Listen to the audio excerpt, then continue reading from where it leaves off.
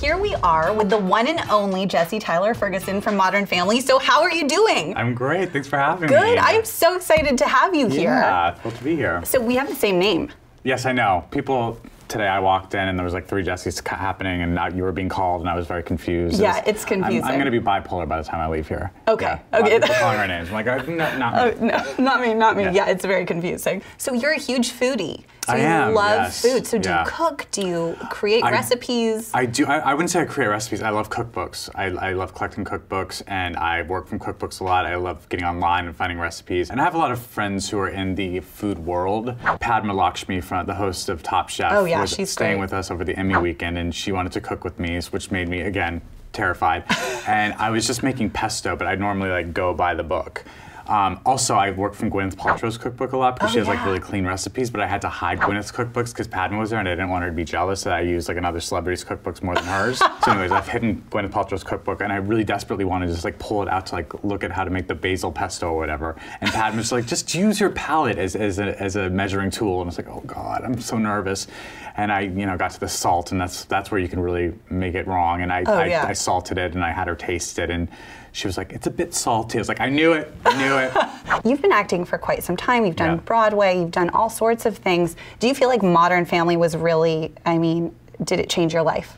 Oh, most definitely. I mean, it's certainly the most high-profile job I've ever had. And it's allowed me to do many other things. I've gotten a lot of other opportunities because of Modern Family. So I feel super fortunate that I have this job, and I'm always trying to find ways to get back into the theater and get back to New York and get on stage, which is really my first love. I love that interaction with the audience. It's really all about the role. I mean, as all snooty actors say, but like it's if the role's good, then I wanna do it. Well, I'm glad you stopped by. I really needed this. Okay, get in here. Oh, I have a little bit of a sniffles. Oh. Oh, what's this? That's a wedding gift for you and Cooper, but once we heard, we didn't think it was appropriate. Oh, kidding is no bad time for a gift. I'm sorry it's so late. We just wanted to get you something that you would really cherish. Pretty much the best gift we've ever given anyone. Yeah, it's a beautiful cheese plate.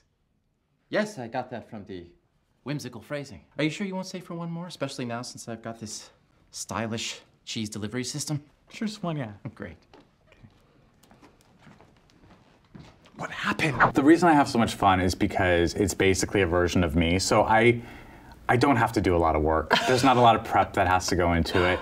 I just sort of come and I try and tell the truth of the story, which is a terribly pretentious actory thing to say, but that's exactly what I do. And it's easy, and the writing is so good. Do you remember the moment that you realized Modern Family was just killing it and doing so well? Well, the other thing about being an actor is you're always waiting for the other shoe to drop. So when I got the job, I was like, okay, great, but it's probably not gonna be good. Like, I love the script, but it's probably gonna get messed up. It's gonna be a bad director or something. And then the pilot ended up turning out great. And I was like, well, the audiences are not gonna show up. They're not gonna hate it. And then they did show up. And then, I was like, well, the ratings are gonna be terrible. And then the ratings were good. And so like, you're always waiting for like the reality of the situation. You don't want to get too excited. Exactly. And so I think it wasn't until we won our first Emmy Award that I was like, okay, I'm kind of relaxing a little bit, but even then I was like, we still could get canceled, and now we're in our 6th season and I really do feel like, okay, maybe it's just now that I'm realizing. Maybe it's just now you're really, yeah. By the way, it's a great show. Like it's doing really well in case you didn't notice for the last 6 years, just in case. So tell me about Tie the Knot. Right, so Tie the Knot is... this is beautiful, This is a bow tie that I'm wearing that actually it's part of our collection that's coming out in February. And so we have this foundation called Tie the Knot, and we design a line of bow ties, and all the proceeds from each of the ties goes toward marriage equality. And when we started this about 4 years ago, there was still a lot of work to be done with marriage equality. And there still is a lot of work to be done, but in the 4 years that we've what have you seen change? So much has changed. Obviously Proposition 8 was overturned. That was a huge thing. And so since then, it's been like just a domino effect, and it's just like every day there seems to be some more news about, another state legalizing marriage equality. And, now it looks like the Supreme Court's going to actually they're going to hear, a case, and like they're going to decide whether or not all 50 states should have marriage equality. You're married. You got married about 2 years ago? A year and a half ago, yeah. A year and a half ago. Awesome. Yeah, Congratulations. It's great. I mean, it's so interesting because, are you married or? I'm married about a year and a half ago, too. So, I mean, I don't know how you felt, but when we got married, it didn't feel like anything necessarily changed, but it felt like, okay, I'm a part of an institution. That feels like a nice thing. And you know, when you're talking about aspiring toward being with someone, you're not saying I aspire toward having a domestic partner or like a life partner, or you say I am aspiring to have a husband or a wife. And so I wanted to be able to use that the terminology that everyone else uses.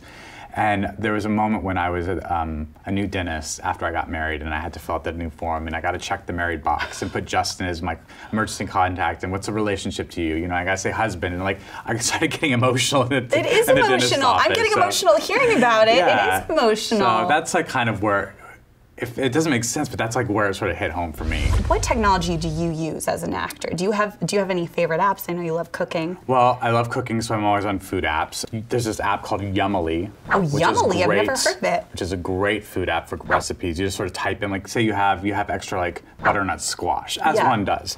You type in butternut squash, and you're like, oh, here's like 7 different recipes with butternut squash, and they're pulled from other sources, like other websites. So it's a great sort of, it just collects all these great recipes. Oh, that's great. I mean, I always have butternut squash just sitting in my kitchen. You know, I obviously use Instagram and Twitter and Facebook for keeping in touch with your fans. For keeping in touch with fans, and to get word out about my foundation and Modern Family, and I try and stay active with that, which is great. I really do love connecting with fans. Sometimes if I'm bored on an airplane and there's Wi-Fi, I'll just do like a random Q&A with fans. It's like, okay, ask me questions for 10 minutes. That's always a fun thing, cool way to pass the time. So I'm also trying to eat healthy, getting back to the food, and I just realized there's I try and eat paleo. As much as possible. That is hard. It's hard, but it's you know, I'm not strict with it. Like if I can do it like 80% of the time, I'm good. And usually I just try and do it at home, and then when we go out, I just do whatever I want to do. But paleo is basically not eating carbohydrates and sugar and dairy. And so there's an app called paleo.io, and basically if you're at the grocery store and you're like, I don't know if this is paleo, like you type it in, and it tells you. And it just tells you what, like, say I want quinoa. I really want quinoa. Nope, can't have it. Okay, so then you just move on. So quinoa's not paleo? It's not. Oh yeah, because you can't have grains. You can't have some grains. You can have greens. Quinoa is. Let me look. How do you spell quinoa? Is it with a K? No, it's Q. No.